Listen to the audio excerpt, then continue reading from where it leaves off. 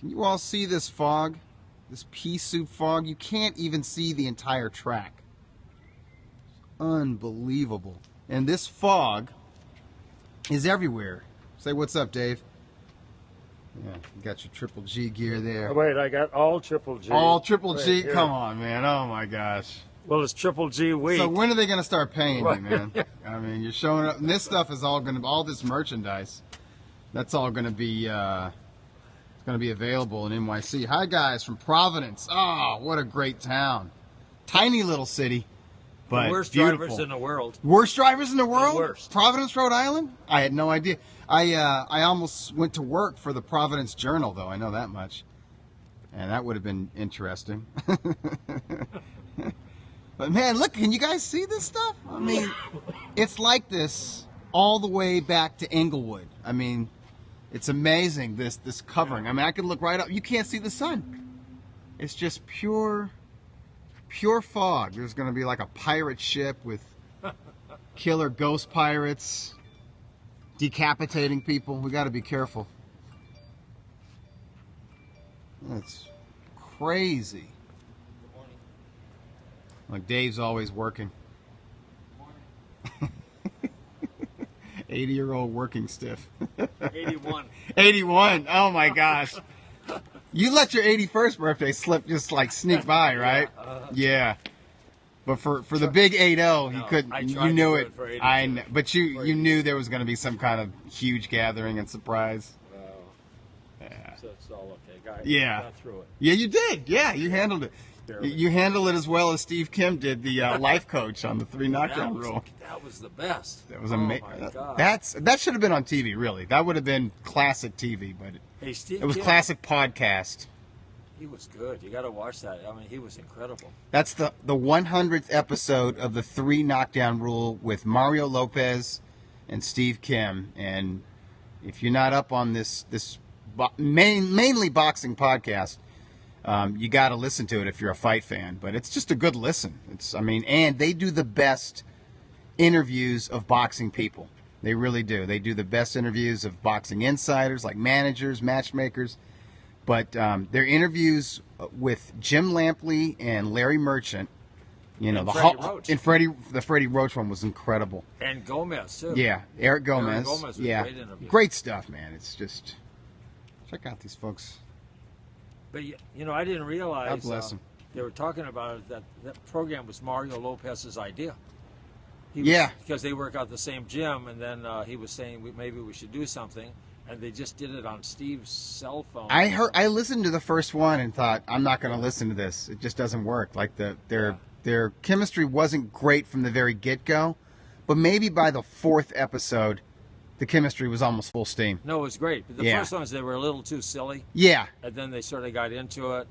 But, the way Steve Kim handled that thing, having the life coach there for him, that was incredible. Yeah. He's very together. I mean, he made good points about why he's like that, and I agree with him. Yeah. No, it was an interesting look at our analysis of social versus antisocial behavior, because Steve Kim is the ultimate antisocial dude, and Mario Lopez is the ultimate socialite. He feeds off it. It works for him. That's his job. Yeah.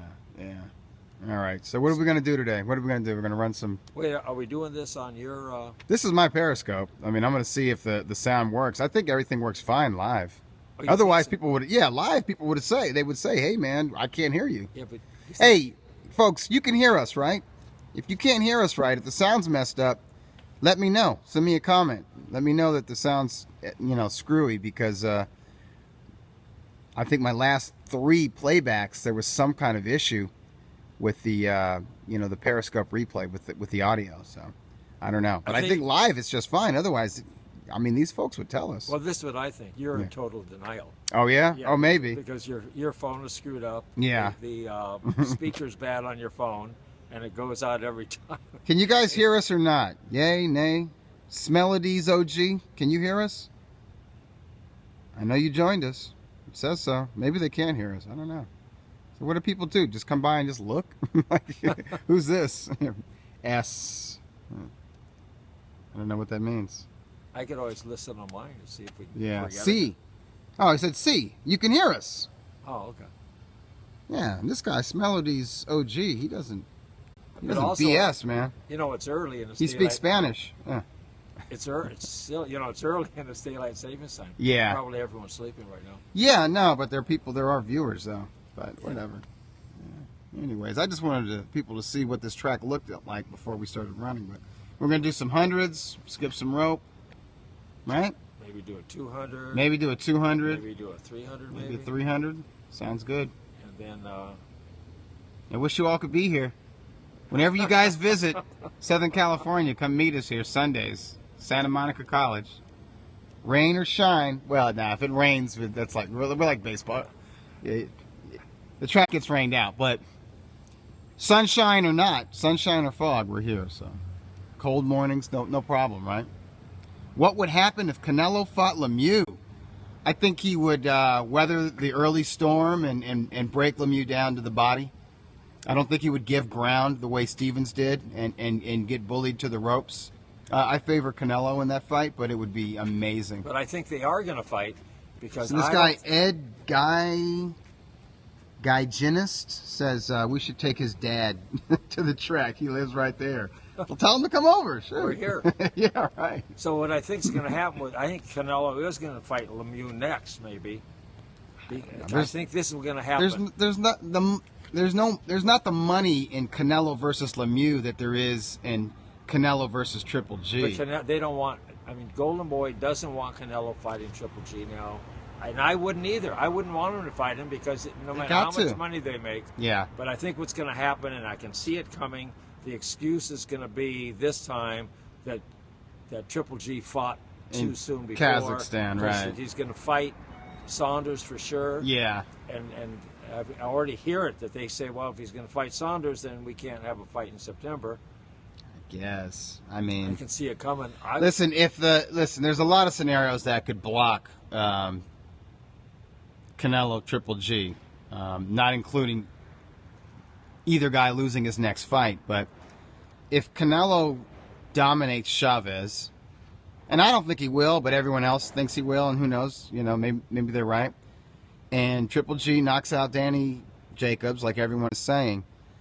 That's the biggest fight in boxing to be made in the second half of the year. But I don't think it's fair for Golden Boy to tell K2 Promotions what their fighters should do in the meantime between March and September. I think if Golovkin wants to fight over the summer, he should be allowed to do that. Now I think they're saying, they want to start. They want it to be a huge promotion, and they want to start at a certain time. And I get that, but how do they know he wouldn't be able to participate? I mean, like, how early does the promotion need to be? I don't know. Whatever. I don't know, but well, I mean, I know Canelo Chavez Jr. is going to be a big event. I know it's going to do well on pay-per-view because both guys have a name. But Canelo Lemieux, as good of a fight as it is on paper as it will be in the ring, it's not a huge event. Like, Canelo Lemieux doesn't even come close to Canelo Chavez Jr. You know what I mean? It might even be lesser than Canelo Khan. Khan was better known than Lemieux. So I don't know. And here's the thing, Lemieux's dangerous. You know what I mean? It's just, I don't know. But I would favor Canelo in that fight. Big time. Yeah. But it would be a lot of, it would be fireworks for like 4 or 5 rounds until Lemieux peters out. And the fight last night was great. Yeah. It was incredible. God, they were throwing heat. But Lemieux, to me, was petering out by the 3rd round. And I actually thought, people disagreed with me, I thought Stevens had a decent 2nd round. Lemieux put hands on Stevens, but Stevens had nice, accurate shots and I think hurt him. Somebody asked, how heavy was he? David Lemieux, I think he weighed in at 159, and he fought at 177. I think he was a light heavyweight. I got to go back and check the replay. Both guys put on a lot of weight. But I thought Stevens... All these guys put on too much weight. Stevens definitely won the 2nd round. Yeah, I did too. I thought he won. I thought he looked good, but he's spent. Yeah. I mean, he just... Yeah, you're saying Stevens is spent as a fighter. Totally. Yeah, well, if he wasn't before the fight, he is now. Yeah. Meanwhile, Lemieux to me was looking spent in that particular fight, like midway through the second round. If I got into the 6 But you know what? He's got an engine though. He keeps working, and there's sort of ebbs and flows to Lemieux's energy and output. But he's improved a lot from when he lost his first fight. Yeah. You know, I mean, he just fell apart. Oh yeah, But he's way beyond that. He was a boy. Now he's a man. Yeah. He's doing good. But you know about Chavez and Canelo. Chavez doesn't have a chance. Really? Oh my goodness! I mean, not a chance. Yeah, I mean, I favor Canelo, but I don't think it's going to be a walk in the park. But that's a smart fight for everyone. And somebody says this is Jalapeno Stevens. He was always very gun shy. Yeah, he never really let his hands go. I'm not sure I'd favor Canelo over Lemieux, says Smelodies OG. I don't know. I like Canelo in that because Canelo paces himself a little bit better than Lemieux. And Canelo's not nervous. He doesn't freak out around. Punchers. You know what I mean? He keeps his head. I think he favors punchers. I mean, he's one of those fighters. He likes it. He wants to be in there with the guy throwing hands. You know. Would stop Lemieux. Yeah, I just think he's more accurate.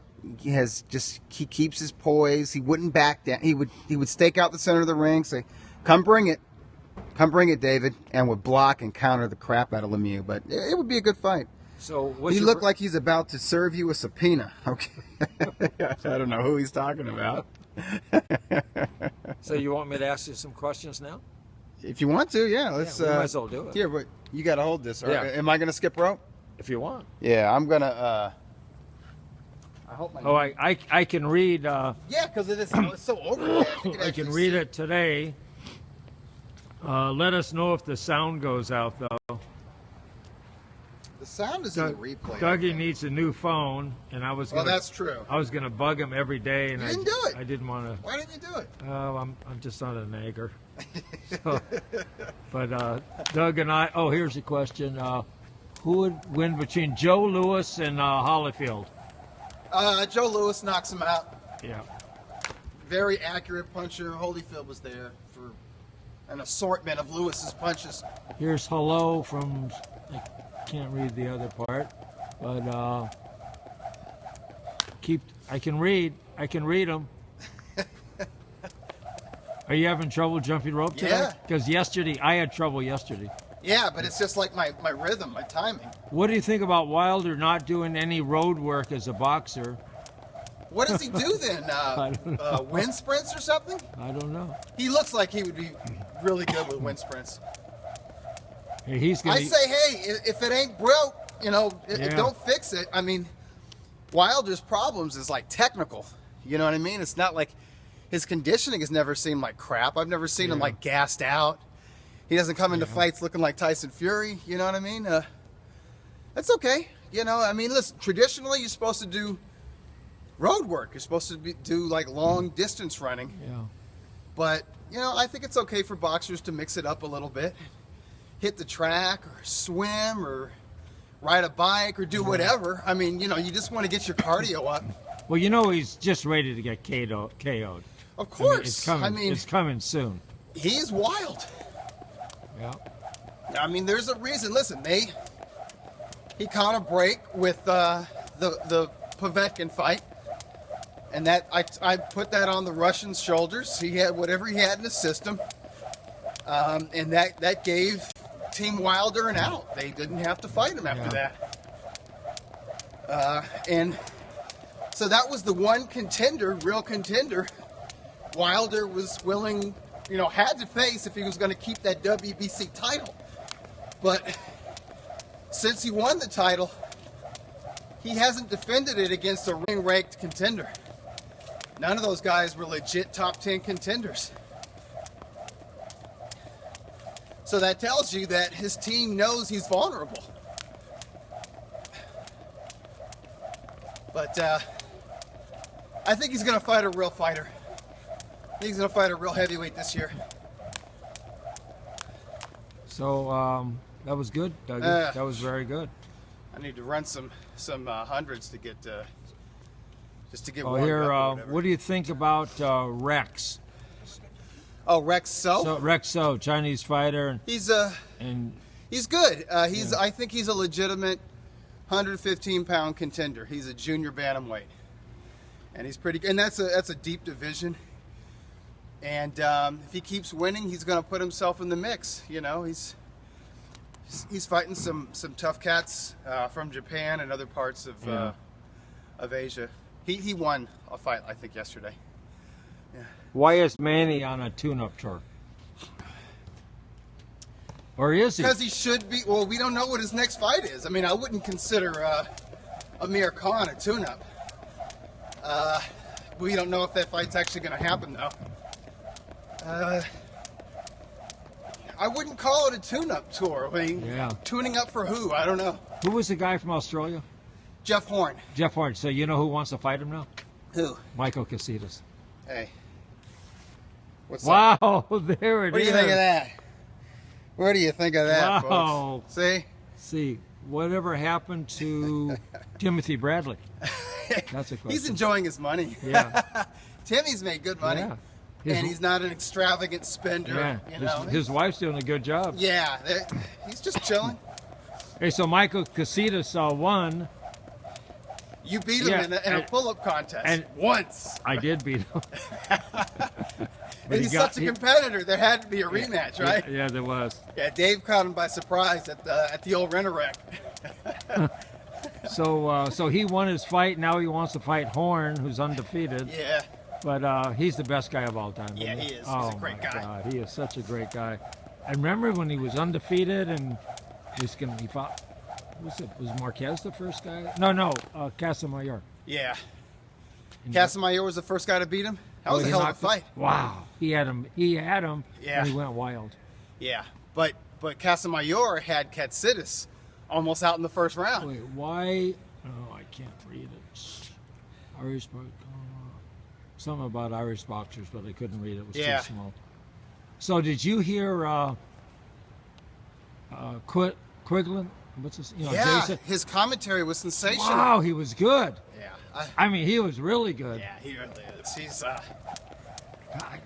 He's got a lot of potential, and I'm not just talking about boxing. Yeah. I mean, he can be a very popular fighter. I'll just leave it at that. Yeah, no, he was. Seriously, in Europe and the U.S., I mean, the potential.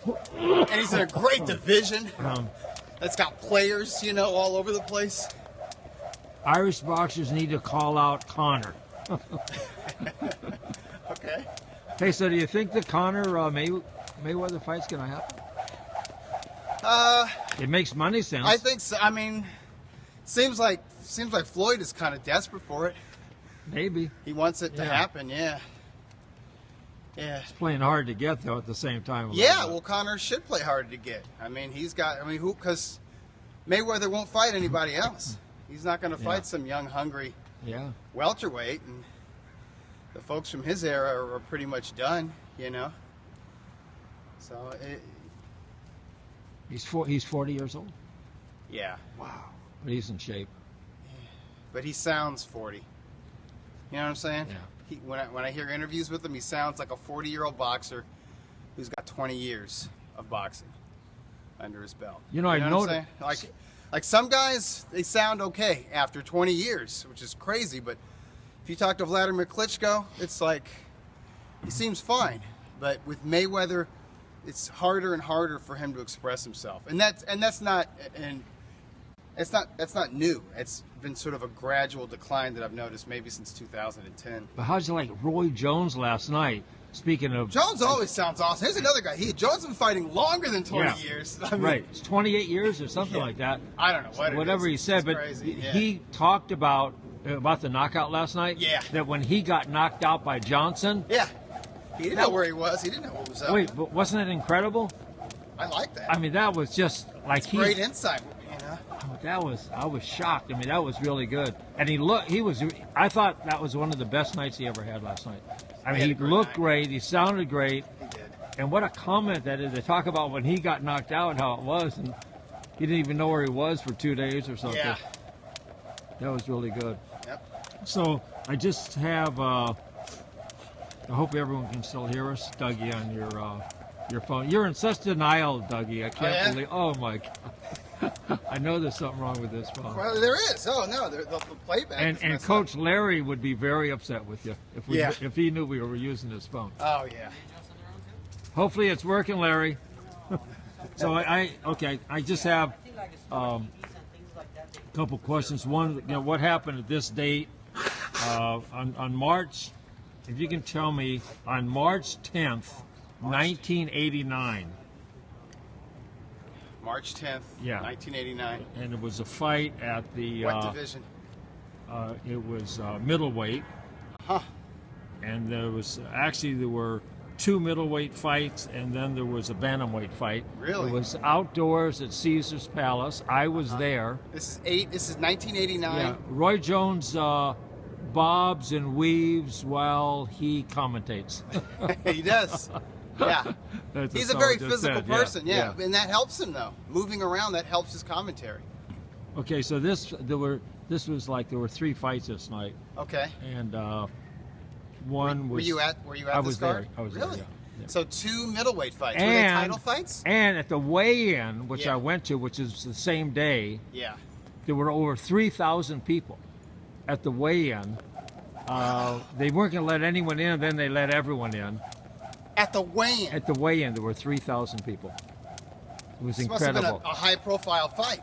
There were some good, high-profile, two really famous guys. Oh, here, what happened to... Was this the rematch between Sugar Ray Leonard and Thomas Hearns? No, I was at that fight, too. Huh.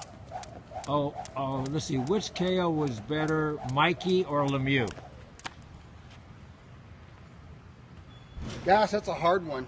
I'm leaning towards Lemieux, but I just saw it last night. Yeah. So it's still fresh in my hair. Sorry, it's fresh in my head. Something got in my eye. Sorry. You okay? Here, let's see, Dougie. Let's see. Can you see? That knockout of Dejan's Latikanen, that was something special. And maybe Mikey's knockout's more impressive because Latikanen was a top contender, and Stevens is no longer a top 10 middleweight contender, and Latikanen was undefeated, I believe. So yeah, you know what?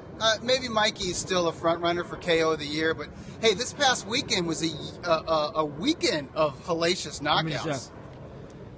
Here, there's a couple. What happened to Ochoa and Chimpa? They lost. It happens. Yeah. They got put in with fellow prospects that. Yeah. I haven't seen the Ochoa fight, but I heard the Canadian dude was just really big and strong. And with Chimpa Gonzalez, man, he got in there with a dude who could punch and was fast. I was watching that stream. I didn't see those punches. I couldn't see it from the outside looking in. And Chimpa, he did well for about 2 minutes and 40 seconds of the first round. Then it was over. What happened to Ernesto Ocon? You know Ernesto who? I don't know. Ocon. O-C-O-N. I don't know. I don't even know who the hell that is. And another guy said, will Dougie ever attend a fight at Barclays? I have. Yeah. I was there for David Lemieux versus Gabriel Rosado. But yeah, I'd like to return there. I'd like to go back. It's a great venue and it's a nice area around there. Oh, there's things to do. It says you used to cover his fights at Nokia. Oh, Ernesto Ocon? Yeah. I don't know who the hell that is. Here we have hello from Russia. What up, Russia? I think that's Donald Trump. Yeah. Somebody told him to do that. Yeah. You know, he watches this program. Watches everything. Yeah. He's hoping we mention him. So you got to tell me who these middleweights were. Was it? Yeah. Was it Michael Nunn? No. Were these title fights? Yeah. The middleweight title fights? The middleweight was a title fight for sure. Uh-huh. The other fight was not sure what weight. It was. And this is 89. 89. He's one of the all-time greats. Oh. Left-handed. This is 89? Here's the guy says Trump versus McCain at heavyweight. Trump versus McCain. McCain would kick Trump's ass. Yeah. God, he'd kill him. And he's older. A lot older. But... It says he can do backflips. Romney beats Holyfield. So okay, so the middleweight champ was Marvin Hagler? yeah. But Hagler was retired after 1987, Dave. So your year's messed up. Oh, You threw me off in 1989. wait. Think about it. Sugar Ray Leonard versus Marvin Okay, Hagler. well- That's Hagler's last fight. What year was that? 1987. So if it was a double header, if it was a middleweight double header, Okay, I won't tell, And but it's- it's in the 80s. okay, Okay. then it's got to be then it's got to be Marvin Hagler versus John the Beast Mugabe right. and Thomas Hearns versus James Schiller Right. And what in happened the to James co-feature Schiller? because he died in a motorcycle accident Like after 2 being days knocked later. out by one round. Like 2 days later. Yeah. Okay. And then the middleweight was probably that fight where Richie Sandoval got Yeah. almost The killed. bantamweight, yeah. That was maybe Gabby Canizales. Yeah, it was. Yeah. Hey, see? Give me the right year. I'll give you the right answer. You know, That was 1986. That was 1986, not 1989. okay, what happens? We're gonna pass through that. I never make a mistake. It wasn't my fault. not you, it's No, the no. internet. No, it They wasn't my suck. fault for sure. No, just my eyes. That's Yeah. all. And I missed the questions.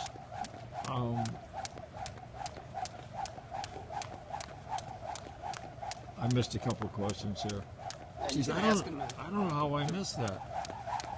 Oh, right, now I'm getting warmed here up, it man. is. Motorcycles versus boxers. Oh. Right, really. Motorcycles are undefeated against Yeah, boxers. man. against anyone.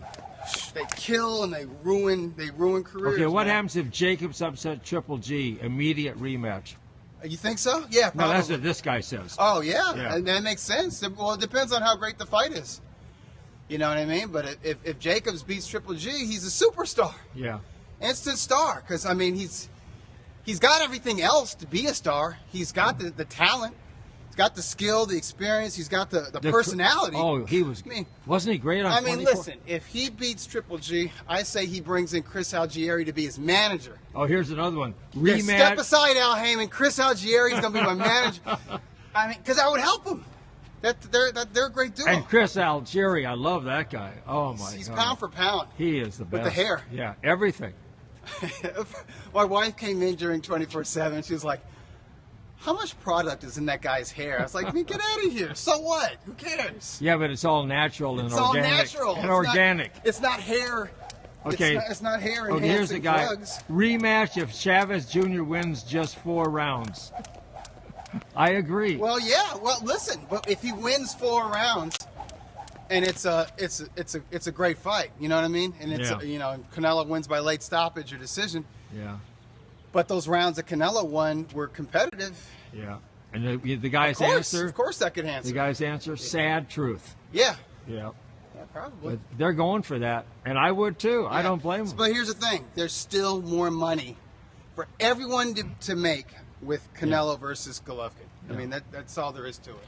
Are you talking in the And- long run or the short run?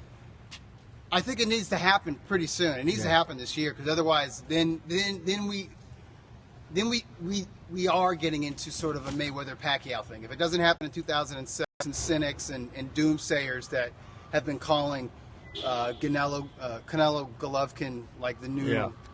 never-ending story of boxing, Yeah. the new Mayweather-Pacquiao scenario. But right now, I'm saying I don't agree with that at all because I know that the folks at Golden Boy and Tom Loeffler are in constant contact. In fact, they're doing, I can't announce it yet because it hasn't happened. It hasn't been formally announced, but they just did a business deal, a pretty big business deal together that you guys are going to hear about soon, and it's very exciting. Is it So about they like each other and they're working Yeah. together. You know what I'm saying? Like it's not. Well- It's not. What I'm saying is, it's not a Richard Schaefer, Bob Arum, intense hatred. It's not like Mayweather and Pacquiao where they're both superstars in their own right and they don't like each other and don't really want to fight until they're out of options. It says Chavez Jr. is extremely motivated. He is. Loser leaves Mexico. Hey, so let me ask you about who doesn't get a lot like Tom Loeffler. He gets along with everyone. I don't put it past Schaefer. Well, the thing is, Schaefer doesn't like himself. He had some big news. He had some sort of news, a tournament. It didn't make any sense, though. I know. He didn't say anything. I know. I didn't know what he was trying. He just wanted some press. He wanted some press. Thank you. That was it. I mean, it made no... And that, by the way, is what boxing writers who covered that press conference, that's what they should have said. Yeah. Gee, Dickie really misses the spotlight. Yeah. No, it's true. That's it. Because it didn't say anything. Yeah. Just like, hey, we got some money, and we're going to do some fights. I'm like, what fights? Yeah. It was I don't know. To be announced. I'm like, well, sort of like jerking off. Yeah. It's... Yeah. That's not a bad analogy. Yeah. No, it's... And the other thing, Dougie, your battery is going low. Uh-oh. Okay. Okay. Give me another date, man. Ring star promo, first date. Okay. I don't know. We don't know. Well, they've already had a date. I mean, they had that doubleheader. Murata versus McDom on May 20th. Good fight. Hey, here's a guy. Middleweight division is hot. Jump that rope like Rocky Balboa. Who? You. No, I can't. I got to hurt me. No, you're doing good. Hey, last week your jump roping was incredible. Yeah. It was really good. So, I can't believe I missed that here. I didn't go back and look. Okay, here, I'll give you this one. Okay. This one I know is the right year because I did. Hey, okay. Here's Roy Jones Jr. on the microphone. Yeah. Well, you look like him. He does that. Wait. Wow, he's talking. He's getting himself worked up, psyched up, getting heated. And this is what he needs to do because this. Yeah, that dude's right. When he's commentating, he's bobbing and weaving. He's not just bobbing and weaving. He's getting ready to throw like a triple left hook. Boy, he looks good. He looks like a movie star. I think he looks like a superhero. Yeah, he does. So here's one. Who can't hide that he's a superhero. He doesn't have an alter ego. Okay, on March 12th, which is today, 1988, I hope, one of the worst decisions in boxing history. This is 1988? Yeah. March 12th. Yeah. What was the most controversial decision of 1988? Holy shit. 1988. Paris, France. Oh, France, near Paris. Oh, yeah. So this is Pernell Whitaker. Yeah. Losing to Jose Luis Ramirez. Right. A Mexican national, but I believed he lived in France. And he was the defending WBC title holder. Yeah, that fight was on national television. Did I get the year right? I think you did. I think so, yes. Okay, I'll give you... the guy just sent a question. What do you think of Thurman? I love Thurman. I mean, I'm not like Teddy Atlas with Thurman. He's not like top 3 pound for pound, but to me, if he's not the best welterweight in the world right now, he's one of the best. He's one of the best 2 or 3 147-pound fighters. And I'm not too mad at him by the way he fought against Danny Garcia, because Danny Garcia is not easy to beat. He didn't know how to lose, and Thurman showed him how to lose. You know, I really enjoyed that fight, and nobody did. All the feedback I get is so down. It was like it was the worst fight ever, like just totally a stinker, and it wasn't that bad. It wasn't a great fight, It wasn't all that, which I didn't think it was going to be all that. Both these guys fight in spots. Well, here's a guy who loved the fight. I loved the fight too. I thought it was good, but that's all you hear from everyone. But a lot of folks are down on Keith Thurman. Something about Thurman rubs folks the wrong way, or they just look at him and they see a guy who's not that good. But I look at him and see a guy who's very hard to beat. So I'll put it that way. He's good. And I like him. I like his personality. I love to hear his interviews. He's very smart. Before and after the fight. He's very smart. Okay, how about Spence Brooks? I'm leaning towards Spence. Yeah. But, before the Golovkin fight, I was leaning towards Brooks. Yeah. Brooke. Yeah, Brooke. It's Brooke, yeah. But you know what? It's happening in England, so, Brooke does have hometown, or at least home country advantage. He knows his own body. He knows he's okay. Yeah, I hope so. Yeah. Yeah, I hope so. How about Andrade and Jack Colquet? I haven't seen it yet. I heard that Andre didn't look great. And that, that he deserved to win the fight. It was a split decision, but that Colquet gave him more problems than people anticipated going in. So, I think with Andrade, he had a lot of rust to knock off. And I don't think it's easy to travel. I don't think it's easy to travel to a foreign country and kick ass, That's why I have so much respect for Jorge Linares.